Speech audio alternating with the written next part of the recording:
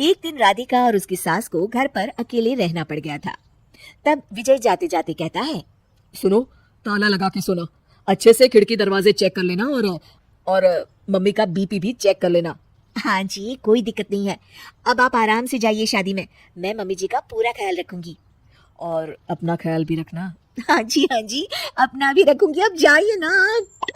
थोड़ी देर बाद गांव में जीप पर लगे एक स्पीकर से अनाउंसमेंट होती है। जीप वाला आदमी कहता है, सुनिए सुनिए, गांव में चोरी होने की वारदातें काफी बढ़ गई हैं, इसलिए सावधानी बरतें। अपनी खिड़की दरवाजे सही से बंद कर ले। अरे राधिका, सुना तुमने? मुझे तो बड़ी घबराहट हो रही है। नहीं मम्मी जी, आप घबराइए मत, मैं हूं ना।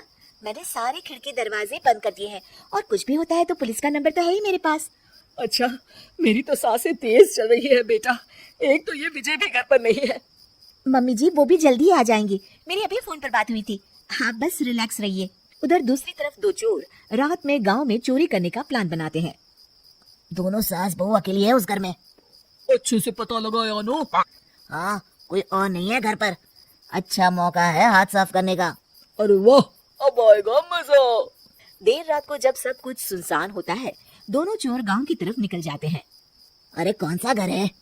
वो कोने वाला, तुम बस मेरा पीछा करो। ठीक है। दोनों दबे पांव बचते बचाते राधिका के घर के बाहर तक पहुंच जाते हैं। ये सास बहू बड़ी चालाक है, कितना कस के सब बंद किया हुआ है, एक भी खिड़की नहीं खुल रही। चोर खिड़की खोल ही रहा होता है कि तभी बिजली जोर से कड़कती है और चोर डर जाता है। राधिका की सास भी चौंक कर उठ जाती है। राधिका भी उठ जाती है। क्या हुआ माँ जी? घबराइए मत, मैं आपके पास ही हूँ। तुमने कुछ आवाजें सुनी? माँ जी, बस बिजली कड़की है, अब बेवजह परेशान हो रही है। मैं आपके लिए पानी लेकर आती हूँ। ठीक है बेटा। राधिका जैसे ही पानी लेने के लिए उठती है, उसे खिड़की से चोर की परछाई दिखती है। ये देखते राधिका थोड़ा घबरा जाती है। वो अपनी सास को इशारा करती है। उसकी सास भी चोर को देखकर डर जाती है। शांत हो जाइए मम्मी जी।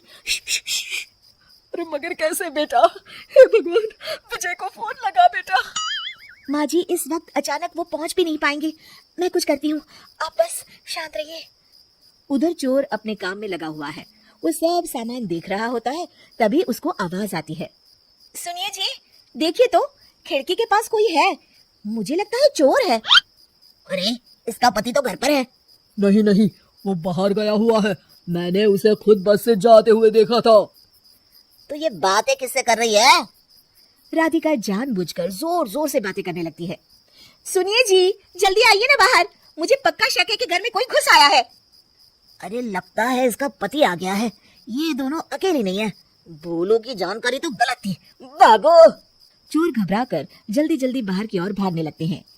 तभी एक चोर का पांव फिसल जाता है, मगर वो फिर से जल्दी से खड़ा होकर भागने लगता है। वो गली के कोने तक पहुंचने ही वाला होता है कि पुलिस उसको पीछे से आके पकड़ लेती है। अरे रुको तो, किधर भाग रहे हो दोनों? कब से तुम दोनों की तलाश थी हमको? साहब छोड़ दो हमको साहब। हमने कुछ नहीं किया। अच्छा, तो इतनी रात को क्या यहाँ जॉगिंग करने आए थे? हवलदार, दोनों को हथकड़ी लगाकर गाड़ी में बिठाओ। तभी पीछे से राधिका भी आ जाती है। मैम, आपने बड़ी बहादुरी दिखाई। अगर सभी आपके जैसे नीडर नागरिक हो तो कितना अच्छा हो। सर, आपको मेरी सासू माँ ने फोन किया था, उनका ही आइडिया था ये। हाँ, और चोर को डराने का आइडिया तो राधिका का था। बहुत ही समझदार और नीडर है मेरी बहू। चलिए, आप दोनों का ही बहुत बहुत शुक्रिया। आपने इन चोरों को पकड़वाकर देश की मदद की है। और हाँ, पुलिस स्टेशन आकर अपना इनाम जरूर से ले लीजिएगा। और अगले दिन विजय शहर से आ जाता है। वो अखबार में तस्वीर देखता है जिसमें राधिका और माँ इनाम ले रहे होते हैं। माँ, आपको कोई चोट तो नहीं आई है ना? अरे ना बेटा ना, जब तक राधिका साथ है तकलीफ कैसी। राधिका, तुम ठीक तो हो ना? I am so proud of you Radhika, तुम बहुत ही समझदार हो।